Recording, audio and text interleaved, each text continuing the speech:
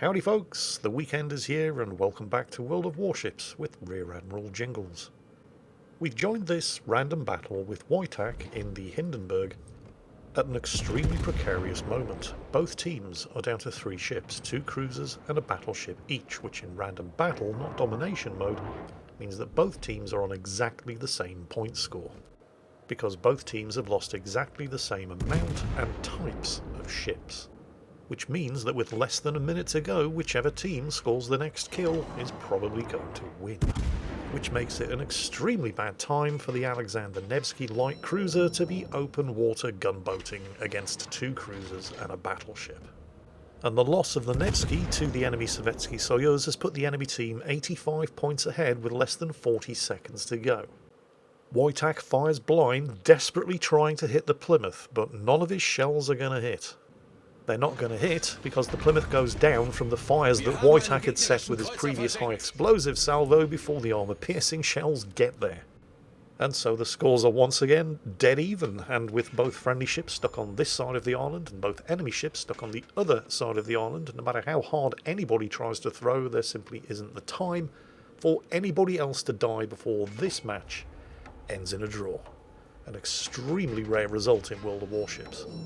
So rare, in fact, that in 6 years of playing World of Warships, I think I've only ever seen a match end in a draw, including this one, 3 or 4 times. Anyway, on to today's main event. This is Ripflame 96. Unfortunately, he's in the New Mexico. On the bright side, he is at least top tier. The New Mexico is not a particularly good ship. It's one of only 3 Tier 6 battleships that are available to US Navy players, but it's the only one that you can get for free. The other 2, the USS Arizona and the 1941 version of the USS West Virginia, are both premiums. This was the first of the US Navy's what they called standard class battleships, and she was one of the few standard class battleships in the US Navy at the outbreak of war with Japan that didn't get caught in Pearl Harbor. Along with the standard class battleships like the West Virginia that were able to be refloated and salvaged from Pearl Harbor, New Mexico underwent a series of upgrades during the course of World War II that would significantly strengthen her anti-aircraft battery, as well as give her fire control radar for her main battery guns. Unfortunately, there was nothing that could be done about the terrible speed of these old battle wagons and the rate at which they guzzled fuel, which pretty much meant that the standard class battleships of the US Navy of World War II were relegated to amphibious invasion, support and shore bombardment duties, a role that they were actually quite well suited for. The West Virginia at least would get some measure of revenge against the Imperial Japanese Navy at the Battle of the Surigao Strait, a night action commanded by Admiral Jesse Oldendorf, in which a battle line mostly consisting of upgraded Pearl Harbor survivors with radar-directed gunfire were able to completely smash Admiral Nishimura's southern force, which consisted of the old battleships Yamashiro and Fuso, along with the heavy cruiser Megami and 4 destroyers, for no loss of their own. While New Mexico herself wasn't present for this battle, she did take part in the pre-invasion shelling of Lingayen Gulf on the 6th of January 1945, during which she came under very heavy attack by kamikazes, one of which struck her bridge, killing 29 of her crew, including her captain, and the most senior British Army combat fatality of World War II, Lieutenant General Herbert Lumsden, who was the British representative to General Douglas MacArthur. Here in World of Warships, the New Mexico is generally not considered a particularly good ship. The accuracy of her 12 14-inch guns is considered not great, at least until you get to short or medium range, which that enemy Kirishima is, or you get targets that are giving a nice big flat broadside, which that enemy Kirishima is. I'm not entirely sure what's going on over there. I guess he just doesn't like the matchmaking. Could have been worse, he could have been fighting tier 7s. I don't know. Some people are never satisfied. Wait, is he firing high explosive against cruisers? He is. Well, some people just aren't very good at the game. It doesn't make them bad people. It does make them bad players, though. Look on the bright side. At least he was on the enemy team. That was actually a pretty impressive achievement, dying in a battleship to anything other than a devastating strike this early in the match. The only reason he wasn't the first one to die was because, well, there are destroyers in play, so of course the team did just lose a gallant up to the north. It's always the destroyers rushing the cap who were the first ones to die. Although to his credit, the Kirishima had a damn good try. Personally, I think he was robbed. Several other members of Rip Flame's team appear to be a bit upset that the Gallant and the Kirishima have beaten them to it. So the friendly Königsberg, because it's always the light cruisers, isn't it? And the friendly USS Dallas have both just managed to get themselves killed as well. Although Rip Flame's division mate in the Bayern is going to pull one back by knocking the crap out of that Guider. What is it with battleships giving broadsides in this battle? Is there some kind of medal for collecting as many 14-inch armour-piercing shells as you possibly can? What's going on? Yeah, let's talk about the New Mexico's guns. It's definitely an upgrade from the USS New York at Tier 5. Mostly because it just has more guns. They're still not very good. It's more just a case of having more shit to throw at the wall, so there's a greater chance that some of it's going to stick. What is going on with that Bayern? Did he not just see what happened to the Kirishima? Did somebody tell him, oh yeah, you need to get the Bayern, it's got good armour, and he thought, you know what, challenge accepted. And it does have good armour, but it's not that good. Enemy battleship sunk. The New Mexico's guns are... well, they're awful. It's no good. I can't make them sound any better than they are. They've got a horrible 34-second reload. The range is bad, and the accuracy at range is also very, very substandard. And you're still saddled with 14-inch guns at a tier where the Warspite and the Bayern have 15-inch guns, and the West Virginia and Mutsu have 16-inch guns. So you pretty much have to rely on people giving you targets like that to shoot at. Enemy cruisers sunk. She does have reasonable stealth for a battleship, however, and she's got good torpedo protection and a nice tight turning radius. Which means that if you can get her into the kind of medium to short range engagements where you can start to make these guns work, the New Mexico can actually do quite well, particularly if she's top tier, because you're going to be fighting a lot of cruisers, and the cruisers at this tier, the tier 5 and 6 cruisers in particular, are basically made out of citadels. The problem is that she is so horribly slow. Oh my god, what is that broadside? What are you doing? Yep, there it is.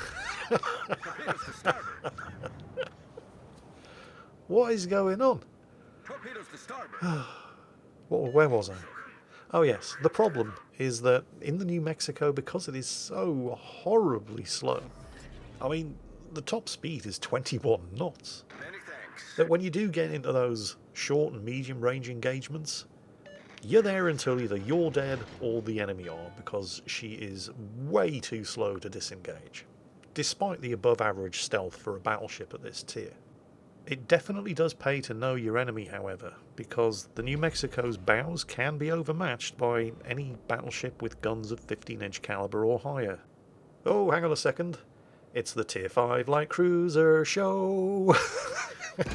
Omaha comes around the corner, had no idea the Congo was there, shat his pearly pink panties, forgot he had torpedoes, and just turned straight into the island.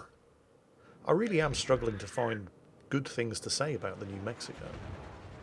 I mean, Rip Flame's been doing well here.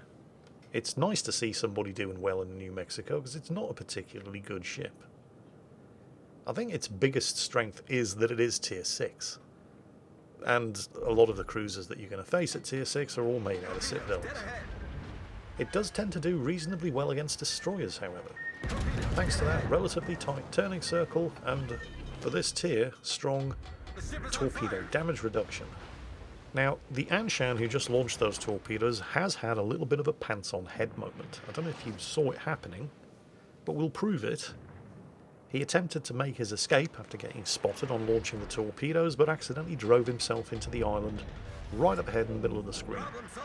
He then panicked and popped his smoke, and he's still there. You can see him blind firing out of the smoke. That's not the pants-on head moment, though. That's just... that can happen. Wait for it. Check out the island over on the right. Yeah, there he is. He's managed to reverse himself off the one island, straight into the other island, getting himself spotted in the process. Although, to be fair, if he had stayed inside that smoke screen, it's likely he would have eaten one or more Fubuki torpedoes. But I can think of ways that involve getting off that island to the left and safely back into concealment that don't involve driving straight into the island on the other side of the bay and then, while spotted, open water gunboating and continuing to give you position away by shooting, while there's a battleship with 12 14-inch guns and high explosive shells loaded waiting to shoot at you. Oh, and by the way, can we just commend Ripflame here for his discipline? He had the broadside of a cruiser to shoot at there, but he remained focused on the destroyer because it was the biggest threat. Well done. Good to see. Oh, by the way, I don't know if you've noticed, but there's one member of the team who's been dripping like a septic arsehole in chat about how shit the team is. To be fair to him, he is the captain of the Omaha, who died recently, and was the last surviving member of the half of the team that stopped up to the north. The fact that he survived as long as he did in a Tier 5 cruiser, against battleships like a Fuso and a Bayern, probably indicates that he's a better than average player. But he's been spending so long complaining in chat about how terrible his team is, I don't think he's noticed that they're winning. Meanwhile, the biggest threat to Ripflame's New Mexico right now is not that Fuso. It's not even the Anshan. It's definitely not the Fuso now. Broadsiding battleships at medium range. And there's the implacable talent, which means Bill Halsey is in command of this New Mexico. That talent activates upon achieving the Confederate award, and amongst other things means that this New Mexico's reload is now actually less than 30 seconds. So, oh, I think we can kiss goodbye to the Fuso. Yeah, there it goes. Yeah. Now, the biggest threat at the moment is probably that Bayern, because it's armed with 15-inch guns, and 15-inch guns can overmatch the bow plating of the New Mexico, which means you can't bow tank it. On the bright side, the Bayern's guns are even less accurate than the New Mexico's, and the Bayern isn't shooting at the New Mexico, so hang on a second, I've just noticed something. There's a Bayern on the team who's turned pink, which means he's suffered a warning from what Wargaming call the Unsportsmanlike Conduct Prevention System. Do you know how hard you have to work at being an arsehole to turn pink in a game where there's no friendly fire?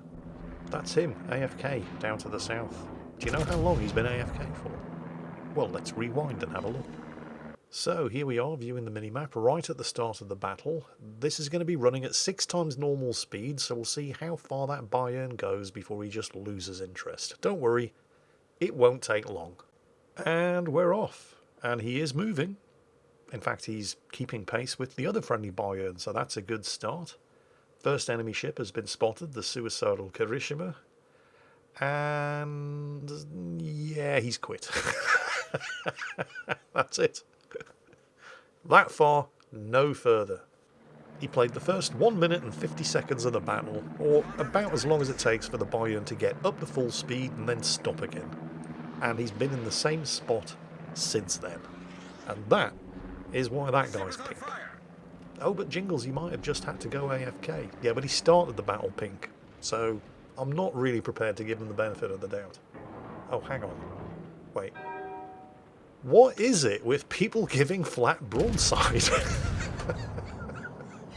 It's just... There's a sale on 14-inch armour-piercing shells, isn't there? Yes. I can't think of another reasonable explanation. Oh wait, I can think of another reasonable explanation. Mid-tier battles. Well, there goes the Bayern. There's the Anshan. And Ripflame has armour-piercing loaded, which isn't exactly optimal. But, well, actually, it's good enough. And there's the Kraken Rouge. Yep, mid-tier battles, always entertaining. Or at least I was entertained. And for all the wrong reasons. And hopefully you guys were entertained too. Thank you, Ripflame. Congratulations on doing so well in such a thoroughly mediocre battleship. And as always, take care, stay safe, and I'll catch you next time.